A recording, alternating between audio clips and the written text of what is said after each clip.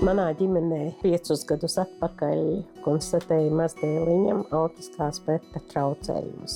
Un tas bija par pamatu, lai meklētu palīdzību pie speciālistiem, terapeitiem, tuvāk mājām, lai varam biežāk izvadāt un varbūt apvienoties ar vēl līdzīgām ģimenēm. Tā izvērpās un savērpās, ka mēs izveidojām biedrību, jau 5. gads, kā darbojamies, kas sniedz sociālās rehabilitācijas pakalpojumus, izglītības pakalpojumus un joprojām paplašinamies un attīstam jaunus pakalpojumu veidus un produktus.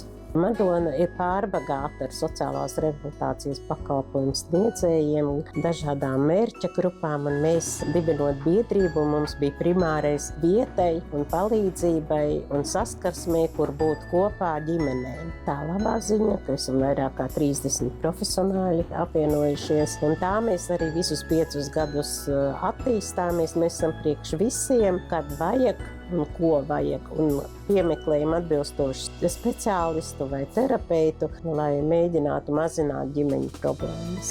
Pirms 5 gadiem ar ģimeni pārcēlāmies uz Madonu, meklēju kādas aktivitātes savam mazajam puikam Rudolfam un nonācu šeit uz mūzikas terapiju, kur viņš varēja pavadīt savu laiku un attīstīties. Tutī centrs priekš manis ir vieta, kur es varu iztērēt savu enerģiju, kuras man ir ļoti, ļoti daudz.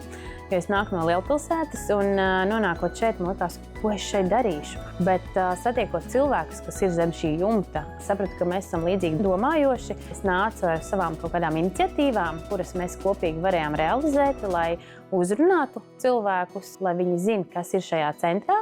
Mēs varam attīstīt kādus projektus. Tas ir tas, kas man patīk būt šeit, šajā centrā un kopienā ar šiem cilvēkiem. Es aicinātu cilvēkus nebaidīties no mājas, kurā ļoti bieži durvis ir atvērtas un bieži te ir cilvēki. Ienākt iekšā un apvaicāties, ko te dod, kas te ir pieejams. Un varu pateikt, ka te var nākt spēlēties, te var atnākt iedzert tēju, mantu maiņas punkts, kurā tu vari atnest kādu savu mantu vai rotaļu un pretī apmainīt pret kādu citu. Te vari atnākt un sasildīties, sevišķi rudens un ziemas vēsajā periodā. Vecāki var kopā pārunāt savas tēmas, kas viņiem ir uz sirds.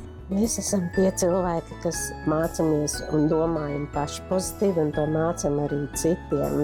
Varētu teikt, ka šeit ir centrs, kur rast enerģiju. Vismaz man tā ir bijis pienācis 5 gadus atpakaļ tas brīdis, kad es varēju realizēt savu sapni, ielikt visas savas sociālā darbinieka, pedagoga, uzņēmēja prasmes, lai šeit šī vieta plauktu un zeltu.